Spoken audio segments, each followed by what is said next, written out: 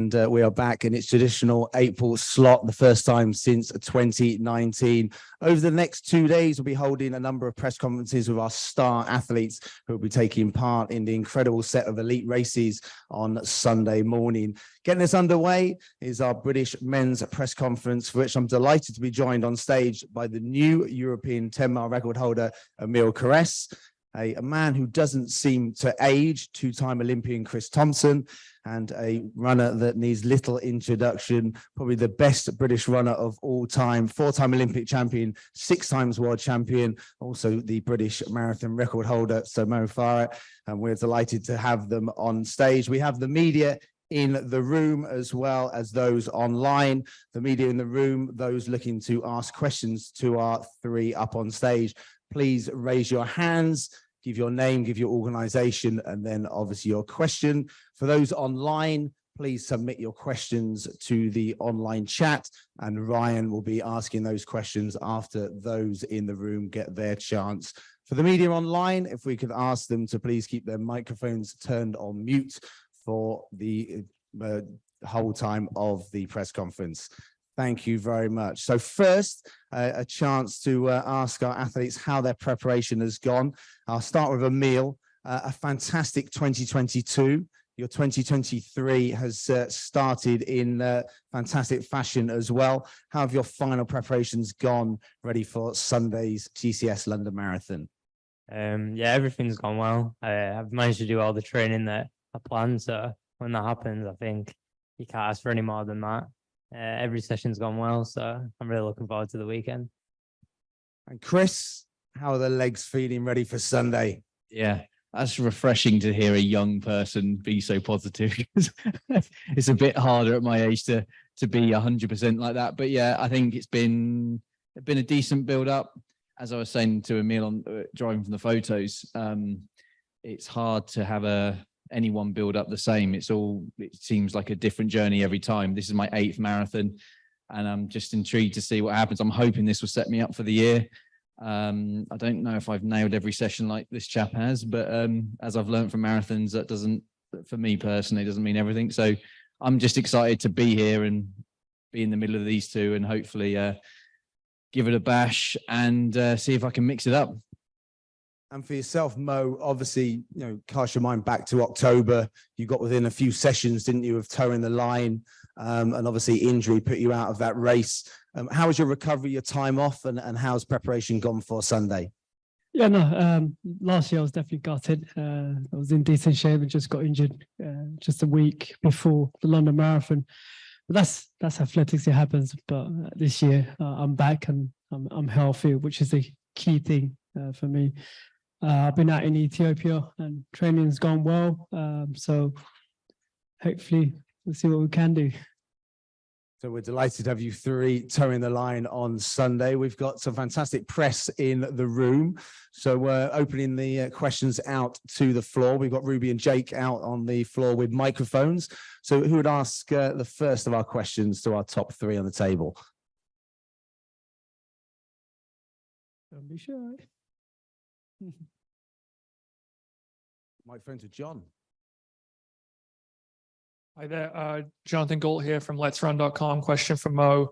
I'm wondering if you could tell us about your recent race in Gabon. How indicative do you think that result was of your fitness, and did it concern you at all coming into this race? Yeah, no, I had a little run in Gabon. It's a 10K race. I went out there while I was in Ethiopia.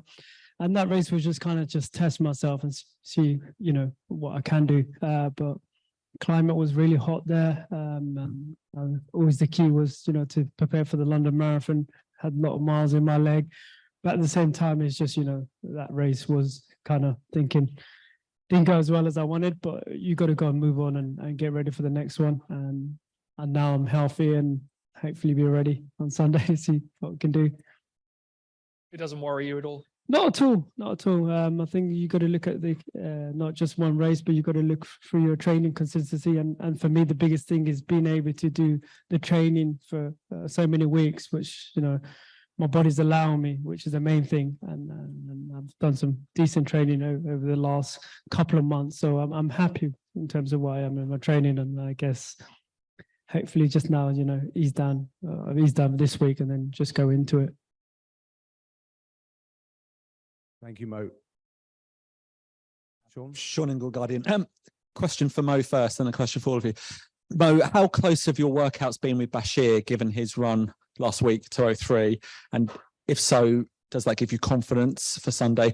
And I guess secondly, do you have any plans to do the World Marathon this summer? And same question to you guys, if you do well this Sunday.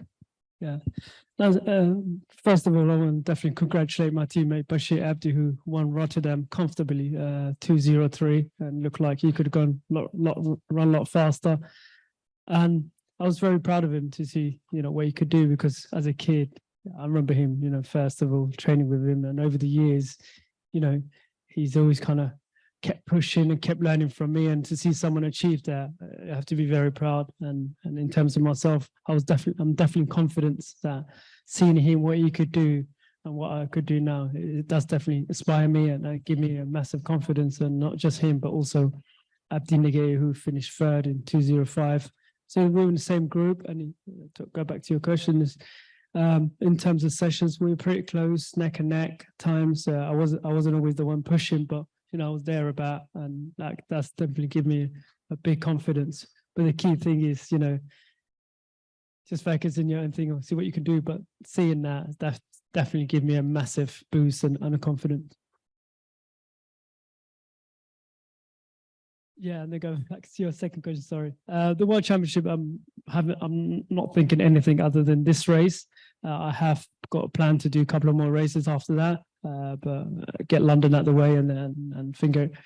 And in terms of World Champs, I don't plan to go out there and race. It was the World Champs question. Yeah. So you can't really, because we don't have a policy that there's no result tomorrow I could run on Sunday that means I go. Guaranteed or anything. Like I could win the race in 2:03 and then I'd still have to wait for them to decide. So there's no point worrying about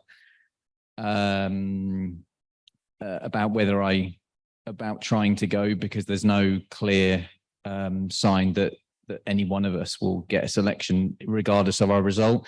And so, as sport does, control the controllables. After this race, I genuinely don't know what the rest of my year holds. And so I'll see off the back of the result what may come of that. But at the moment, I'm personally, sounds boring and cliche, but I'm just trying to get the best out of myself on Sunday. And I finally feel like, touch wood, over the next couple of days, lock myself in a room, I can put last year and the two mess ups with the marathon last year behind me and actually still try and do something I'm proud of. Because even though I turned 42, there's no getting around it on Monday. It happened. I had a birthday. Me too. Yeah, I know. you got your 40 tag, didn't you? And so like I still, even though that's there in the background, I'm still have aspirations to do things. I technically haven't, other than the drama last year with the Worlds, I have made the last two major champs. So we'll see. And I can't worry about the next days until and just keep pushing it. But I think, yeah, that's kind of answers it. I'm trying to be open-minded. I don't have any plans to do the marathon at Budapest, but hopefully I can qualify for the 10,000 meters if everything goes to plan. So yeah, that's what I'm hoping to do in the summer. Joe. Hi, Joe from the BBC. How are you, Mo? I'm good, thank you. It's great to see you here again. And I know how much it means to the marathon and to the people of London to have you back in this race. Two questions, really. How does it feel to you to be back in the London Marathon? Secondly, been a lot in the news this week about protests at sporting events. I'm sure you've seen it. Do you have any extra concern this year about security and safety in the marathon? Yeah. No, first of all, it's nice to be back in London. I love London, and this is for me's home. This is where my journey started when I was a young boy doing the mini marathon. And I remember you interviewed me before, so it's always nice to come back here. And I do enjoy London, and hopefully Sunday, I'm looking forward to seeing the crowd and the people, atmosphere. And I think the key thing is just go out there, enjoy it. And as I said, I've not seen too much because the last 2 months I was out in Ethiopia training, and at times we would have power car, we wouldn't have TV. So I was just kind of just concentrating training and playing games with, with the boys. I've not seen too much of it, but I think in terms of sports myself, as I said, always thinking next legacy, what we could do, what we can do.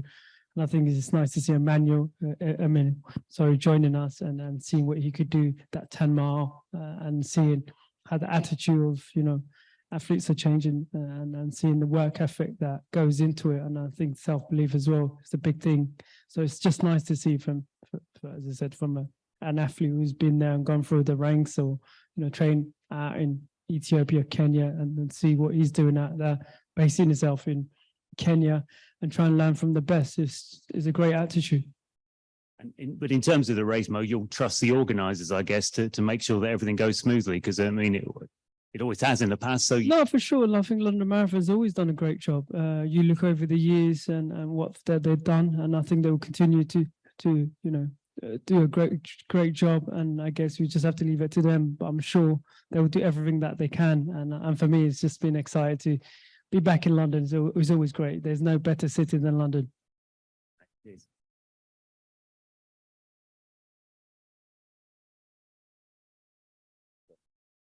Rob Harris from Sky News. Just to follow up on that, there is all the sort of talk of environmental protests. We saw it at the Grand National, that was disrupted. Is it a cause that actually means something to you? The fact people think their only route to maybe gain attention for the crisis in the environment is to protest at sport? As I said, is that for me, Chris? I think for all of us, we love seeing sport. We love watching our team, and that's what we're passionate about. And I think on Sunday, people want to see the best athletes go out there and race and put on a good show. And I think for us as an athlete, we just have to go and do the best that we can and concentrate on what we're doing. I think sports, we all love sport, but you trust the London Marathon and the officials there now will always do a great job. I was going to say, like, I was sitting there thinking about what you're saying, because I've seen a couple of them, but I feel like what a better statement for all these causes than thousands of people running the streets of London for health and well-being reasons. And, we're raising money for charity. I mean, it's the race in itself is a statement. So I'd like to think, if anything, London Marathon as a sporting event stands out as a something to aspire to do. I mean, my mum's running her first marathon this weekend. She's pushed herself in ways she never thought before. And that, to me, just watching how she's done that is a statement of intent and what physically running can do for health and well-being and all these different causes in itself. But yeah, so I think the event itself is kind of sets a precedence in a way. Yeah, I think because London Marathon raises so much money for charity and good causes, although I think like the environment is obviously another good cause, I don't think they should put themselves in front of other good causes, and just sort of respect the people raising money for charity this weekend. And then I'm sure the people raising money for charity this weekend will respect the environmental cause at a different time.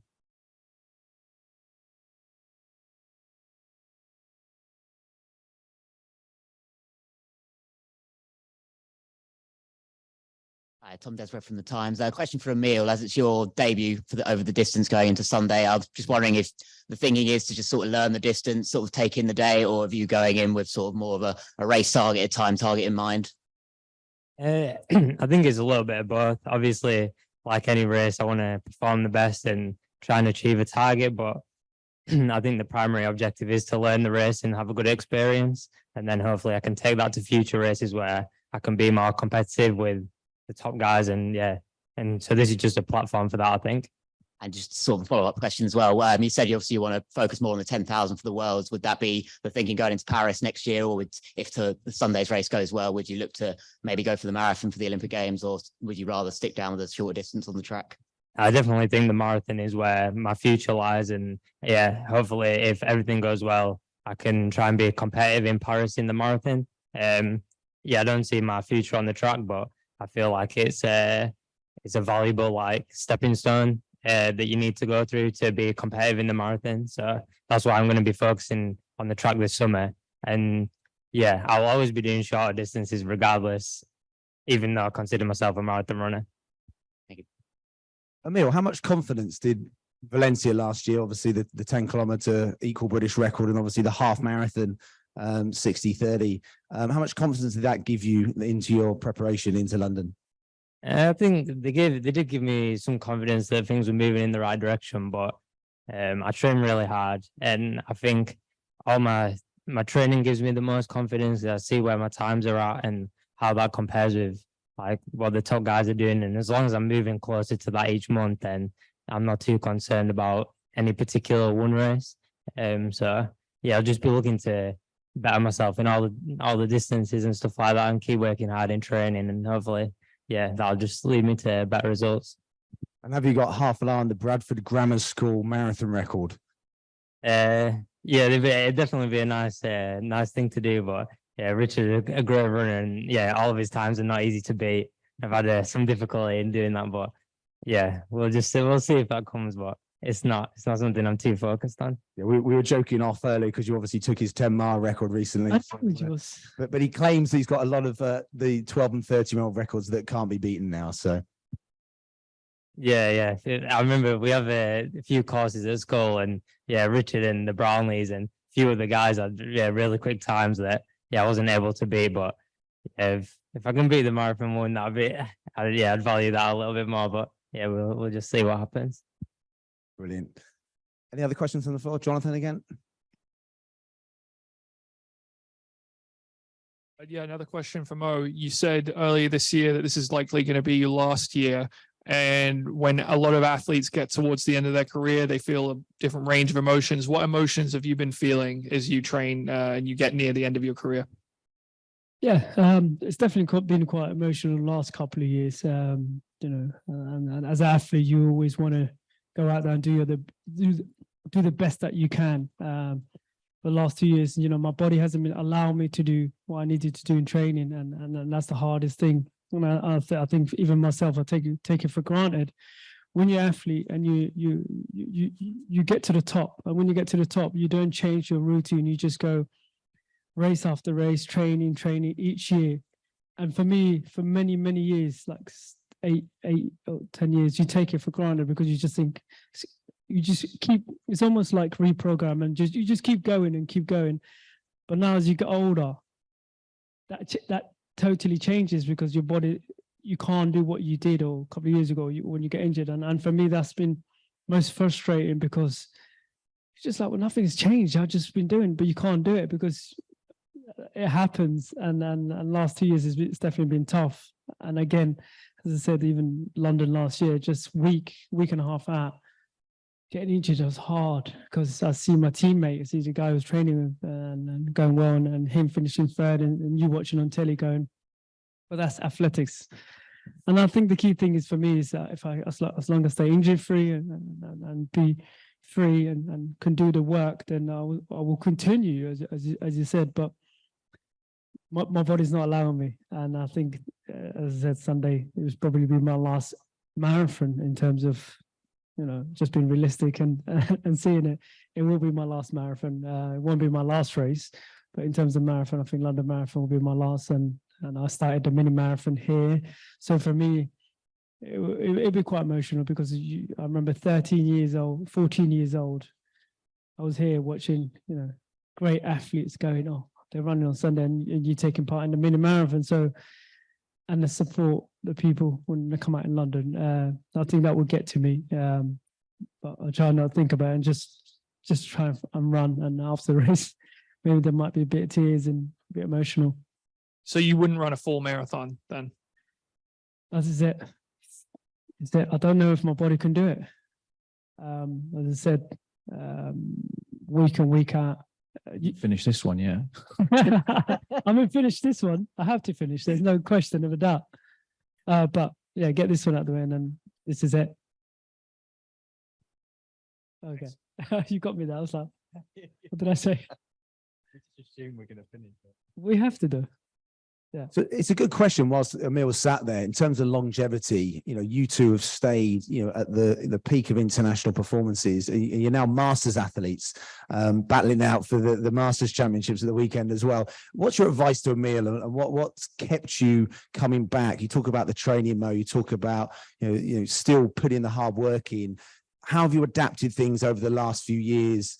As age has crept up on you.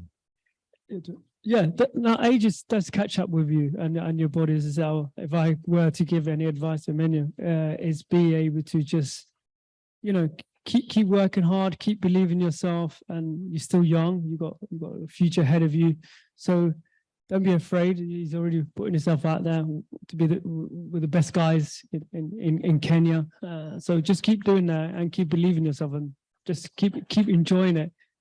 And don't take things for granted. That's what I would say myself. I think for many, many years I took stuff for granted, and just being able to think you could do it, and you keep doing it, but then you do get to a stage where the body's not allowing you. So just I'm sure he's got the right team behind him, and just keep enjoying it and live that moment. I was drifting off thinking about it, but I think I'd say first of all, because I haven't spent a huge amount of time with you, have I? I've spoken a few times, but I have to say I've been watching. I mean, crikey, when you said 14, I was thinking back. I would have been 16, and that's the 90s. It's a different century. But anyway, I digress. And through the years, we've both seen a lot of young athletes come and go, and for me personally, I've not obviously hit the heights of Mo. I've been proud to keep myself somewhat in the game and somewhat relevant over those years with highs and lows. And you do see, and I'm proud to have sort of outlasted athletes who were much younger, but Emil has got a presence about him and the way you've talked that's really impressed me. And I think just keep that, because it's not often you get an athlete that's precocious but humble and ambitious and all the right blend of all these different things. And so I want to commend you for that, and I'm actually genuinely excited to see what you can do, not just this weekend but going forward. And I will follow, because again, we've all actually, one thing we've all got in common, we've all been coached by Alan. I'm still coached by Alan Story. You started your career with Alan Story. You had a good chunk with Alan Story. And so there is a bit of a connection there. But I think for advice wise, I would say keep that hunger, keep that sort of naivety a little bit, and don't let the baggage of expectation and all these things creep in, and keep trying to figure yourself out, because when you get older, you'll rely on having to constantly relearn yourself and relearn to keep yourself in the game. Like every year now, I'm trying to go, what am I now? What's my strengths and weaknesses to keep myself relevant? As Mo says, you're constantly trying to figure that out, and your learning years are now. But I'm more impressed, and I'm looking forward to see what you go on to do, mate. So yeah, thumbs up. I'm saying that in front of him, but I'd have said that even if they weren't here, honestly. All right, what is it being you? Yeah, sounds a bit mushy, but it is nice. It's exciting. I think this is one of the most exciting. And again, this is not, it's one of these, for me, it is this weekend with Eilish and Emil, two of the most exciting marathon debuts I think British has seen in a while. And regardless of how they do, I think both of them could be here for a while and do some exciting things. Yeah, for sure. As you said, you got Eilish, and also in terms of, what youngsters coming through, they are some great athletes who, have that determination. And when you see them, you're like, yeah, could be someone. And Emil, what's it like to be on stage with two athletes that I'm sure you're a student of the sport? Anyone that doesn't know, Emil was self-coached at certain points and obviously sought out, some great advice and gone and found people to tap into, like Alan, like, Renato at the moment. And how is it to be on the stage and now be on the same start line and, and in that progression as yourself as an athlete and someone that, as I said, is someone that is a lover of the sport? Yeah, it's a little bit surreal, to be sat alongside the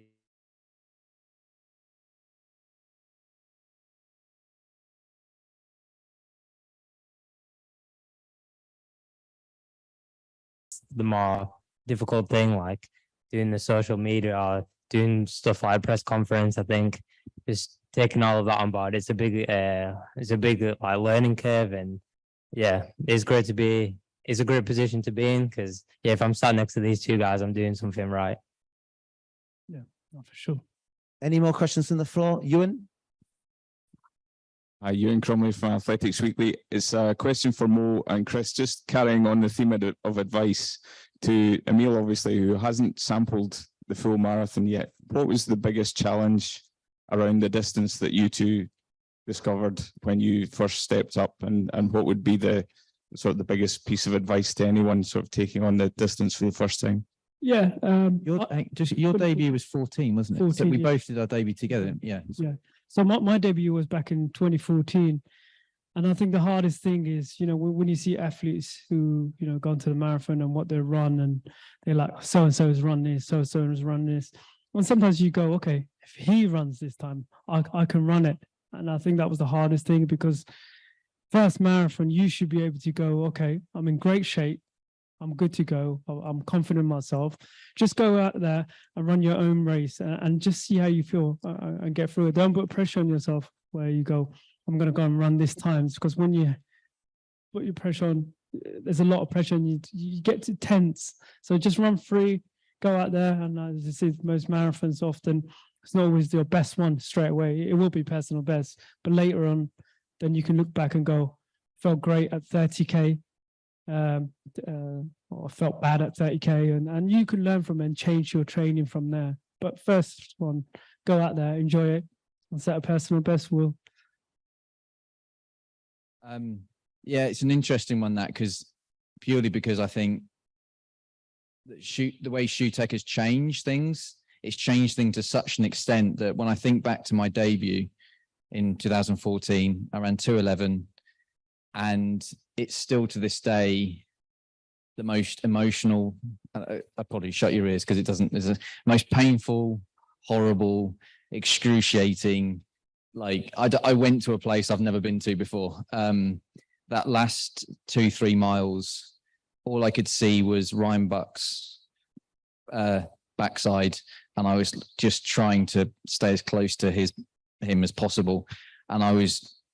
Just everything that day was just very emotional, very tough, and even the training building up to it. So Alan coached me and Scott Overall. And I went through, I put a level of expectation of what marathon training was, which was unrealistic. And I almost took my track experience and thought, I've just got to train like a 10K runner, but use that intensity in marathon. It was a bit unrealistic and it was tough. And I don't think it's like that anymore. I think the shoes have, even for me, I'm just trying to understand the shoes. And my point I'm trying to get to is, I think these days, I think marathon experiences are unique. They're different. They're tough in a different way. And I think that's where, for someone like you going into this, you can be a little bit more open-minded, and it's not necessarily you versus the event. I felt like it was a challenge between me and a marathon, whereas now, we don't know what the best way to operate with these shoes are. We don't know. The marathon running is still being blown open, in my opinion. And I think you're a part of an exciting generation that almost like what I learned is kind of almost becomes irrelevant, because you can do so much more. I mean, even for this marathon, I've trained completely differently because the shoe tech gives you more. If I tried to train like I did for a 2:11 guy back in the day, I wouldn't survive because it would just be too tough. So I think it's kind of a difficult one. And I think for you, just be open-minded, experiment, play around with it, be the first athlete to figure out the best way to run with these things. Because I think the best, I know the Ingebrigtsens have kind of played around with double days, and it's becoming the thing to do double thresholds and all these things. Crikey, back then you did double day, you'd be in bed for 2 weeks. So yeah, just play around with it, see what you can do, and shock us. Do it. I hope your mum's got super shoes for Sunday as well. No, I said no. She just needs to get around. So we are a little bit pressed for time. I know some of the press have one-to-ones with yourselves after this, but we do have some online questions that Ryan from our press team is going to read out. Down to you, Ryan. Thanks, James. Yeah, first up is Michael from Talksport, and he has a question for Mo, which is, which would you prefer, Arsenal to win the Premier League this season or to win the marathon on Sunday? Arsenal. Really? Come on, Mo. No, I'm joking. It's a tough one to answer that one. Honestly. Yeah, it's a tough one now. Well, I think the question is, are they going to win it regardless of what happens to you on Sunday? To win the league or on Sunday? Winning the league. Will Arsenal win the league? No, always London. I would say London. Yeah. It's a tough one. What a terrible fan you are. And we have a question for Emil from Jack from the Independent, which is, what's the process been for deciding your strategy on debut?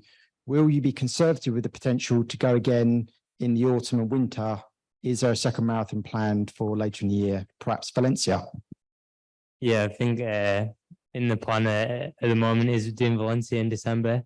If everything goes how I hope it goes, and then with regards to the this weekend, probably somewhere in between being conservative and aggressive, just sort of just feeling out the race and not doing anything silly, I think is the plan. And so that's it, I think, from our top three. Thank you very much. You're not even going to make one up for me. There was one online for you, Chris. And thank you, Mo. So, yeah, best of luck for the TCS London Marathon on Sunday. I'm sure there's going to be loads of people. Are we in the master cheering. race? And the Masters race is going to be much anticipated. What's the Masters British record? Is it Andy Davis's 2:15? Yeah, so that might have gone. Good chance of that, haven't we? We'll have a sprint. Might have it already. Like, what have you run since you're 40? For the marathon? No, because Q was like the 2 weeks before my birthday, and then I had visa issues and illnesses, so I didn't run the next two. So I think it's I haven't run a marathon since I've turned 40, actually. 2:15. So I think that could be on borrowed time. So thank you again to the three of you, and we return at 3 o'clock. We have our international men's press conference. We have defending champion Amos Kipruto. We have the world champion Tamat Tola, and we have the fastest debutant of all time. That's Kelvin Kipton coming up at 3 o'clock. So thank you very much to our media. Thank you very much to Mo, Chris, and Emil. Thank you. Thank you, guys. Thank you.